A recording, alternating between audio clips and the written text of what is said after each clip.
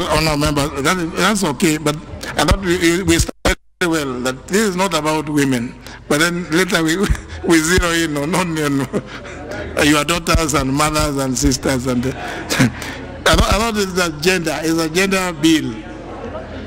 Member number 001.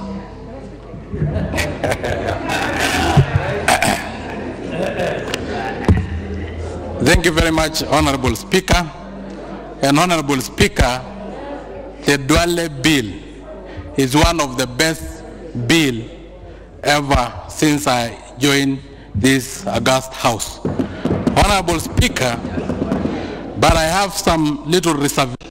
Honorable Speaker, because Honorable Speaker, this may be another way of having slots reserved for a certain category of people that may not be with persons with disability. Honorable Speaker, if these gender top-up slots will be for our daughters, our sisters, our wives, and our mothers, then I do support 100%. But then, if it is for the slave queens to slay their way into the National Assembly, to massage their way into the Senate, and slay their way into County Assembly, Honorable Speaker, then I do have some reservation. Honorable Speaker, what I expected, Honorable Speaker, was a mosaic representation of women, and that representation should have a representation of persons with disabilities, should have a representation of women who are youth, should have the member will be heard in silence. Honorable Speaker, protect me. Protect me. Proceed. Honorable Speaker, if there was 30% slot reserved for disabilities, 30% slot reserved for women who are youth, 30% slots reserved for women from rural areas, so that the remaining 10% then we can leave for those that I have mentioned earlier, Honorable Speaker, then Honorable Speaker, I will have supported this bill. Honorable Speaker, we need also to empower our women to be able, because at the end of the day, Honorable Speaker, women are more than men in this country. We should also empower our women to recognize the power of a woman, so that they will be electing more women into the County Assembly, Honorable Speaker. So we have a way of empowering them, Honorable Speaker. And Honorable Speaker, protect me from Honorable Speaker. You will notice that I have ignored all of you. You know, this is not the way to lead. Let the member say what he has to say. You all have your time to say. Proceed. Honorable Speaker, I may have irritated a few members. I don't know where they belong, but Honorable Speaker, what I'm saying is that the gender top-up we should come up with legislation so that we know who will be nominated to these slots, so that, Honorable Speaker, we have a correct representation. Honorable Speaker, in the largest Democrat in this country, they have not also attained to that gender rule. The American, for instance, and so on. So, Honorable Speaker, even us, we are crawling, and I'm sure we will achieve very soon this gender rule. And Honorable Speaker, we should also recognize that men are endangered. The boy child, we are no longer discussing about the boy child. So when we talk of this gender top-up, of course, at the moment we are thinking about women, but in future it may be for men. And that is the reason why I should support, but with reservation, that these slots should be given to the mosaic representation of women instead of a few category of women. And if I'm supporting women with disabilities, why are you irritated? If I'm supporting women who are from rural areas, why are you irritated? If I'm supporting women who are youth, why are you irritated? Thank you very much, Honorable Speaker. And this bill is very nice, Honorable Speaker, and I support with reservation. member for Matungulu. Thank you, Mr. Speaker, for giving me this chance. On the outset, Mr. Speaker, I want to state very clearly, we don't have any reservation as men when we are supporting our sisters, our brothers, and everybody. On the onset, Mr. Speaker, we can't put any better than President Obama. He said, and I quote him, "It's unwise to have half of your team not playing." Mr. Speaker, we must be a full team in this country to play this game, to make sure that Kenya develops and develops for all of us, not for only particular gender in this country. Mr. Speaker, when we are talking about equality in this country, we are not even speaking about our own sisters alone.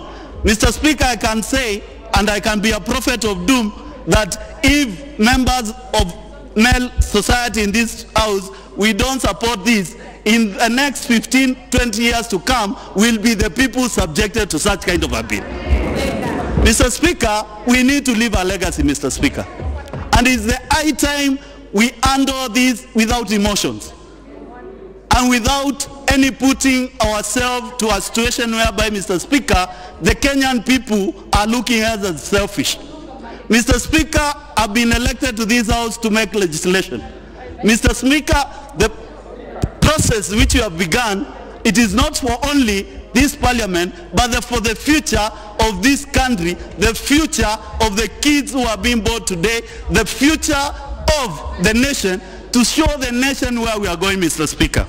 Mr. Speaker, if you look at the African nation, AU alone, they have put up so many legislation and they have put up so many treaties whereby Kenya is a signatory, Mr. Speaker. And they are very clear on the issues of equality and gender.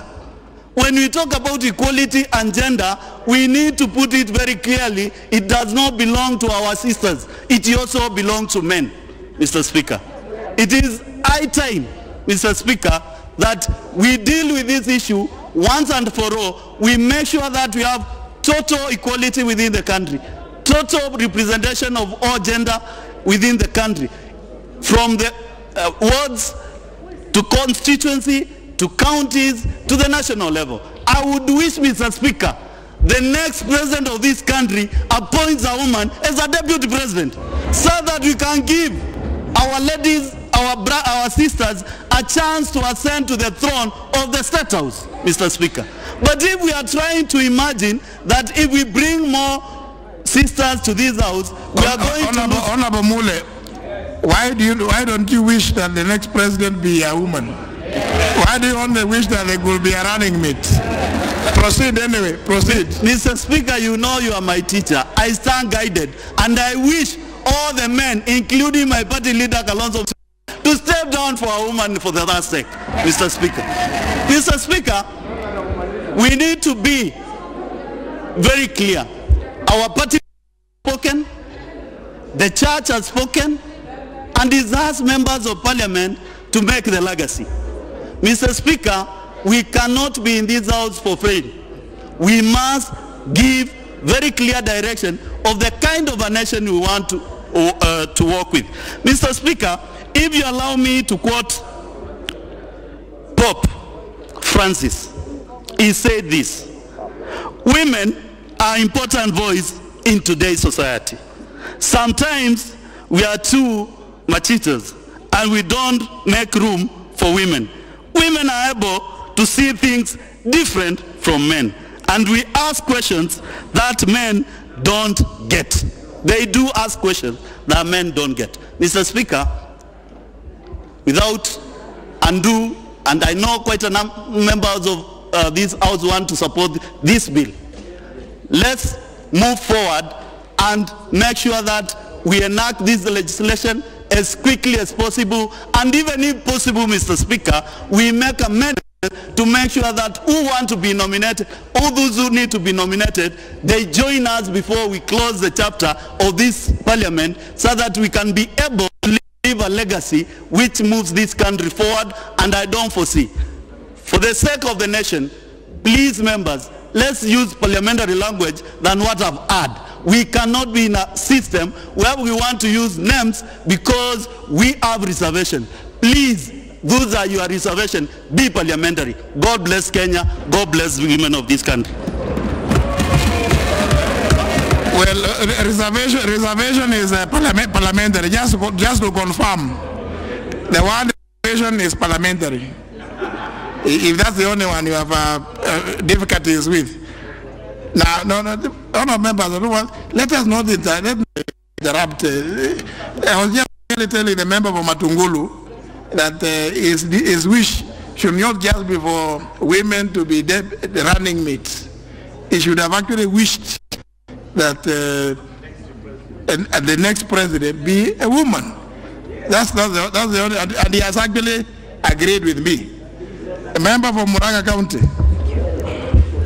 Thank you, Mr. Speaker. And on the onset, I want to really thank the mover of this bill, the seconder, and the men of this House who have spoken about this bill, Mr. Speaker. Again, Mr. Speaker, as you have already mentioned, this bill is not just about women, it's about gender. And by the look of things, Mr. Speaker, even these members of parliament, where you go to our primary schools, to the high schools, now if you go to the universities, even to the corporate world, you will note that the women are rising slowly.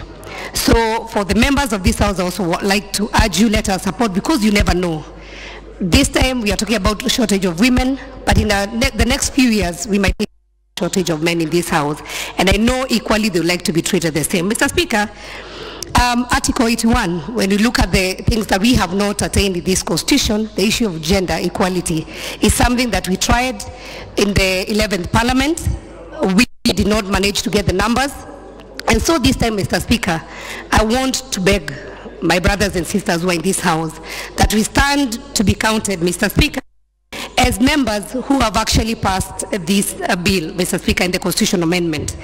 It has already been mentioned, the ladies, honorable ladies, and I want to just address the worries that have been raised in this House also, Mr. Speaker, and also outside, and especially in the media, about the caliber of the women who are nominated in this House. Mr. Speaker, some honorable members have said that some of the ladies who come here have come from town, and I want to mention one honorable, Leshomo, who was nominated in this House, who has been elected in the county of Samburu 2 times.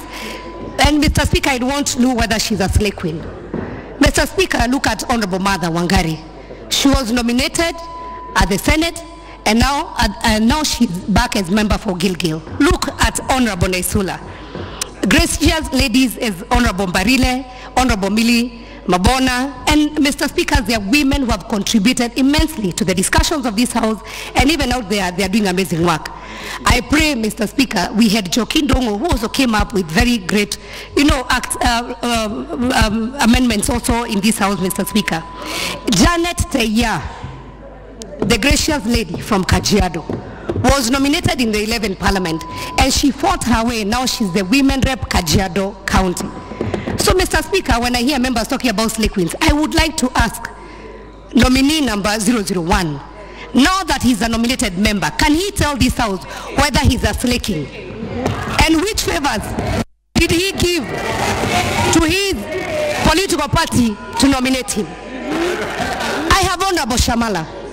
I don't see any characteristic if we go who a slay king is, or the Honorable Shamala is not a slay king. She's a woman who is doing great work with in her committee, Honorable Speaker, and you can tell great progress we have seen in delegated legislation committee on the work they are doing. We have women who are honorable in this nation.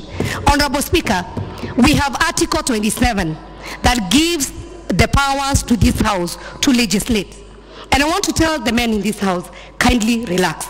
We are going to follow up with an act of parliament where the issue of who is going to be nominated, not only for the position of women, the persons with disability, even the people who are given nomination by the political parties, the youth, MCAs, we need to know, Mr. Speaker. And I would like strongly to recommend that, Mr. Speaker, we look at the women who go out there, who who go and try to look for votes, and we look at the ones who get the highest percentage of the numbers, even if they don't make it to either the county assembly, the Senate, or the National Assembly, then that criteria we can determine to get women. And so the worries of the girlfriends, second wives, slay queens, or slay kings being coming to this house, or even to the county assembly, or to the Senate, it's a matter that we can rest because we can legislate in this house. And so I think members who are here today, I'm very happy to see we are in numbers.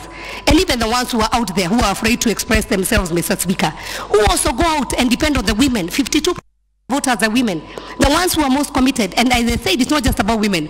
How we legislate on how to get the person with disability, the youth, and either gender, depending on how it's going to happen. And this bill, Mr. Speaker, the amendment is going to be effective 2022. It has a tenure of 20 years, and I'm very sure. Last parliament, we had 16 women. This parliament, we had 24. We lost one. I am very sure 2022, we can even get to 50. And the issue of nomination might not even happen. So, Mr. Speaker, I beg the members of this House, let us stand up to be counted as the House that passed the amendment on gender, on this gender law in this nation. And I beg to support, Mr. Speaker. Member for Nambale. Thank you, Mr. Speaker. Usually I'm guarded when I stand up to speak about bills, but on this one, I'm completely clear in my mind that this is... sorry. Member, nominee 001. You see, the Honorable Sakwa Bunyasi, don't worry, your time will not be lost. Thank you. There has been some suggestion on our members. If you could see whether you can some of your 10 minutes, so that we can have as many members as possible contribute, because right now I have 64 requests, and if any of you, every one of you has to speak for 10 minutes, that will be what, how many minutes? 640 minutes, is it? Or thereabouts. So you can see the difficulty that I'm in. But that's not to say, I'm not in any way trying to say that the member for Nambale's time is not the usual 10 minutes. Honorable Sakwa Bunyasi, proceed. Thank you, Mr. Speaker, sir. That issue, I don't want people, now at some point some people complained you use some, the language was slay king, now slay queen, now she has talked about slay king. I did not hear anybody now make noise now. So it means that it has evened out. So let's now listen to the distinguished member for Nambale, Honorable Sakwa Bunyasi.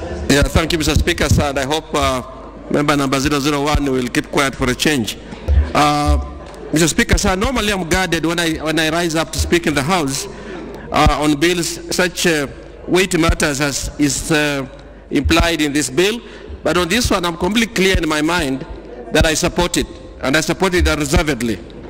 And let me go on to say a few things why I think that somebody of my age and exposure should stand up and support this strongly. And hopefully, those that are a little behind me in age and exposure will pick up from it, and they must support it because it's the interest of their own generation as they go forward. Mr. Speaker, first of all, it is unfortunate that we are trying to achieve this through a parliamentary reform or a judicial reform, legal reform, when in fact, not only the population is about half, but in my case, in the voters that elect me to this House, probably 60% or more are women. They have the capacity to elect one of their own if they are so chosen. And I think that in the long run, it's not going to be the changes we make in the law, it's changes in the mindset of the voters. And if the mindset of the voters, who are predominantly women, were to change, we will achieve this, and we will soon, in respect of the opposite gender to the one we are discussing now, we will soon be crying foul because the women have had a lock on the electoral seats around the country. So I would think that in fact part of the public participation ought to have been, although there isn't time to do that, but part of the re-education as we go forward must be to tell the women that they need to have the confidence to elect whoever they feel competent, including one of their own gender. And if we did that, this would be completely unnecessary, and I do hope that will happen. The Speaker, sir, not just apart from the fact, quite apart from the fact that issues of capacity, competence are not restricted by gender. We know even in militaries around the world, even commandos and in combat roles, women are now playing those roles. I use that as a symbol to mean even in areas that were traditionally spared for men on the basis of the fact that they are strong and so on, with technology, the strength is coming from the mind. And women are playing all these roles. I do hope that the churches, such as those of mine, that do not allow women to be ordained, will also allow women to be ordained. So in all spheres of life, we have got women. But women do play a big role, even outside of parliament, even in electoral and leadership roles. But we want them to see the entire spectrum, that in fact they can play, as they do now, they play a role in our families, in my own family, in my own community. I can say without any sense of contradiction that it is the women that is the glue. It's the women that provides energy that drives our communities. And unfortunately, in respect of parliamentary and other electoral positions, you don't get their numbers as many. And that's why I feel that there is an attitude, there's a problem that probably as we go forward, we will be able to take care of it. Mr. Speaker, sir, this change would provide a structural change in our society. Structural change in the sense that the composition of institutions would change. The functioning of institutions, that's not a structural change now. That's a social transformation.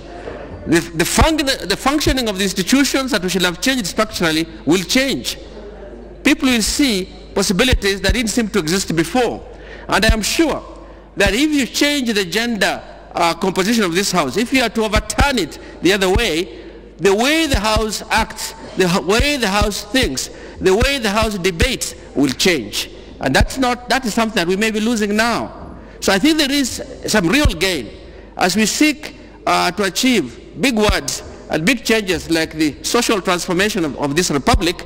We must think about structural transformation. And this is one of the main pillars of structural transformation. I don't think that we'll get the reverse happen within 20 years. I personally had thought 20 years too long for this period, but maybe it should not even read 20 and 10. It should simply read, not until we shall achieve the one gender rule will now be relaxed and removed. In fact, it will remain permanently, because once we achieve it, it won't apply. But once we reach a point in which it is so overachieved that now it is for purposes of this discussion, it's now the male group that's in danger, it will kick back again. We'll need it. We won't have to pass a new rule. In fact, I would think, let's leave it open, let it stay there until we achieve it, and if it overdoes it, it will protect the likes of myself. I'll definitely be there, I'm sure, for this argument. I'll not be in this House, perhaps not even in this world, but I think that it is something that's critically important. The Speaker, in our committee, at the Senate, we may not even have a problem. In fact, the problem we may have in future, because we have 16 women guaranteed, and another 2 guaranteed through youth and disability group, we have 18 guaranteed. We may in future need to nominate men in the Senate. Actually, the danger is on men, given this constitution. It's not women. So, Mr. Speaker, this constitutional amendment is not just getting women. For the moment, it may look like we are trying to bring women to participate in our political affairs, which is true, because over the years, women have been discriminated. But in the future, you may find we need this affirmative action to have more men nominated or brought to the National Assembly and the Senate. Mr. Speaker, allow me to address the last aspect that I wanted to talk about, which is the process of bringing or having more women, so to speak, in the National Assembly and in the Senate. In the event, Mr. Speaker, this bill provides that in the event that we will not realize the 1/3 minimum required of either gender, then political parties, through what we call the party list, which is what we are doing even at the moment at the county assemblies, and to nominate the 12 members, will for consideration after election. And Mr. Speaker, what is the value of affirmative action? Some say that those who have benefited from affirmative action, that they don't see the value. But I want to disagree. The Honorable Cecil Mbarire is sitting across. And I will confirm Honorable Cecil Mbarire, and if she allows me to give her as an example, came through affirmative action in the 9th Parliament. She was nominated. And because of that, in the 10th Parliament and 11th Parliament, the people of Runyenje saw it fit to give her an opportunity to serve them from a single member constituency as elected because of the political exposure that she got and also because of the capacity that she was given. We have Honorable Millie Odhiambo is serving Suba North constituency for the 2nd term. But the first term when she came, the Honorable Millie Odhiambo came as a nominated member of Parliament. And I want to confirm that if there is any other member in this House apart from Honorable Duale who has brought as many bills as Millie Odhiambo in this House, I am yet to see that Honorable member. Probably Honorable Amos Kimunya when he was a cabinet minister. But the rest of us are trying to catch up with Honorable Millie Odhiambo in terms of introducing bills to this House. Mr. Speaker, I will give the example of Martha Wangari, who was nominated to the Senate in the last Parliament. She is now representing a single member constituency. We have Honorable Sarah Korer, who has been elected from Samburu, a community we consider to be conservative, together with Lesuda. Samburu have elected 2 women to Parliament, this time from single member constituencies. That is because of affirmative action. I'm sure if Honorable Korere did not show her leadership qualities when she came in as a nominated MP, probably she would not be with us as the MP for her constituency. The same with Lesuda. I will give the example of Aisha Juma and Mishimboku, who came in through affirmative action seats, the 47 women rep. Now they are representing single member constituencies. That is what gives me confidence that if we allow more women to access leadership through affirmative action, I have no doubt in my mind that what we have been praying for, what we have been pushing over the years, that we want more women to be mainstreamed in Parliament, will be realized automatically. We may not even need to wait for 20 years, Mr. Speaker, to realize this very important principle. But in the event that 20 years shall lapse, Mr. Speaker, obviously, the Parliament then will decide whether they can extend it for a further 10 years or terminate it with attendant consequences at that time. But as a House today, Mr. Speaker, I want to plead and beseech my colleagues, really, this is not an issue of women. In fact, I want to disagree and say this is an issue for the country called Kenya. This is an issue that must be addressed. We look very bad, Mr. Speaker. Even the Supreme Court has pronounced itself. The Supreme Court gave us up to August, was it 2016? August 2015, to pass this important legislation. We failed.